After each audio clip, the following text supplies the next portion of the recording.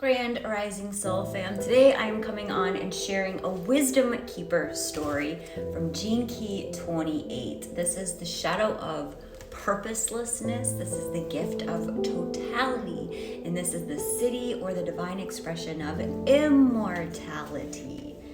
Here is the card from Dr. Rosy Aronson's deck, The 64 Faces of Awakening. And it starts off with a Richard Rudd quote that says, "There's a deep sense of thrill that comes as you progressively face your inner demons."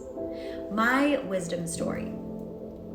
I was a sensitive, fearful child. I looked around me and saw all that could go wrong. I could lose someone I loved. An earthquake could hit. A bomb could go off.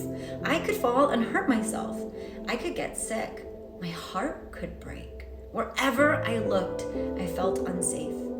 As I grew older, I became obsessed with life, or rather with avoiding death. At first, I focused on safety and survival. I worked hard to stay healthy, to make money, to build a home, and to become a pious member of the community.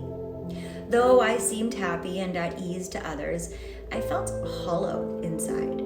Deep down, I knew I was meant to do more with my life, but I was afraid to do it. I was waiting for a readiness that never seemed to come. The quality of my fears began to change. I became less worried about not making a living and more worried about having no reason to live. I began experiencing night terrors. As soon as my head hit the pillow, I was chased down, struck by gremlins, and obliterated by natural disasters. I started avoiding sleep, too afraid to close my eyes. Instead, wide-eyed and reckless, I hurled myself into activity after activity, determined to fill up my life with meaning and a sense of security.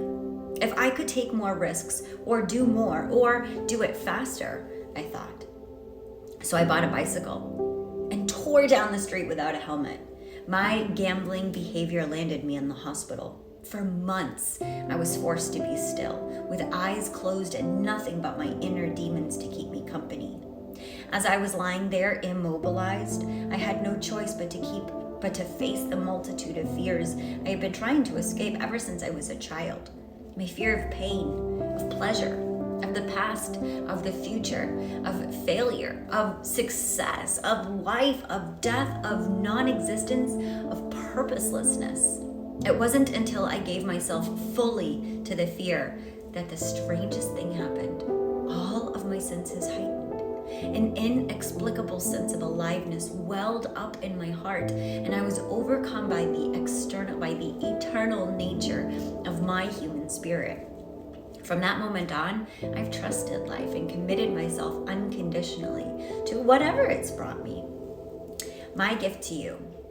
It is time to stop postponing your life and to embrace the entirety of it, the pain as much as the pleasure. I bring you the gift of totality. I ask you to surrender yourself entirely to life's mystery.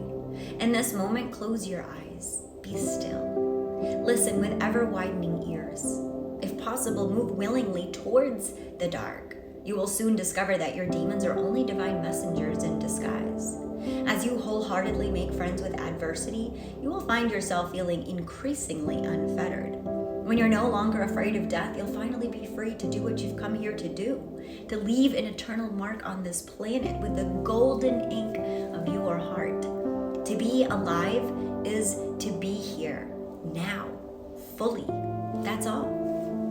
Got that tattooed to me a couple years ago, be here now in the solstice. As that reminder, questions for contemplation. Is there an inner demon you have been refusing to face? Are you constantly in motion? Do you engage in risky behavior in order to escape from how you feel inside? Are you terrified of being still? What are you scared of? Are you forever looking for your life purpose? Do you know what it is, but you can never follow through? When was the last time you felt deeply aligned with your purpose or connected to the totality of existence? And lastly, this is a juicy one. Write your own eulogy. Yes, eulogy. Find a creative way to honor your own immortality and share what you write with someone you love. There we go, the gift of totality. Sending you so much